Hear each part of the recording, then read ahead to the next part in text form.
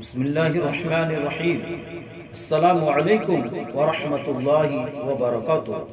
محترم سامعین کرام، آج میں آپ حضرات کی خدمت میں پیش کرنے جا رہا ہوں ذوالنون مصری کا واقعہ۔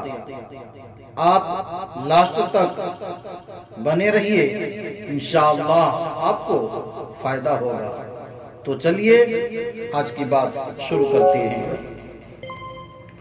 ذوالنون مصری رحمت اللہ علیہ ایک مرتبہ کشتی میں سفر کر رہے تھے۔ دریا میں ایک اور کشتی بھی چل رہی تھی۔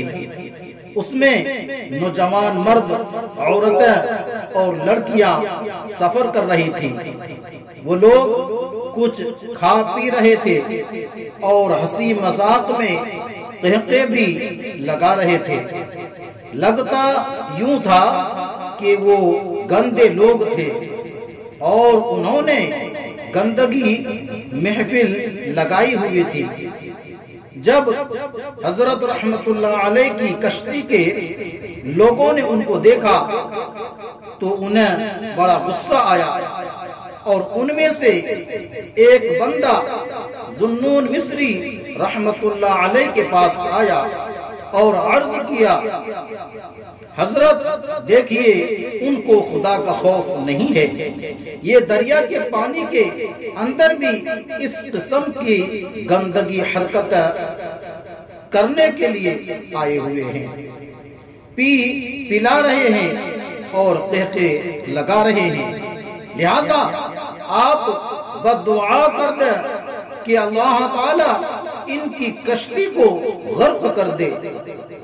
آپ پہلے تو خاموش رہے، لیکن جب لوگوں نے بار بار کہا تو آپ نے اس کشتی والوں کو دیکھا اور ہاتھ اٹھا کر یوں دعا مانگی، اے اللہ، جیسے آپ نے ان کو دنیا کی خوشیاں عطا کی ہے، اسی طرح ان کو آخرت کی خوشیاں بھی عطا فرما دے۔ جب انہوں نے دعا مانگی تو اللہ تعالی نے اس کشتی والوں کو توبہ کی توفیق عطا فرما دی۔ اللہ اکبر۔ خطبات ذوالفقار۔ ناظرین، ایسے ہی اچھے اچھے واقعات سننے کے لیے ہمارے چینل کو سبسکرائب کریں۔ تب تک کے لیے خدا حافظ۔ السلام علیکم ورحمۃ اللہ وبرکاتہ۔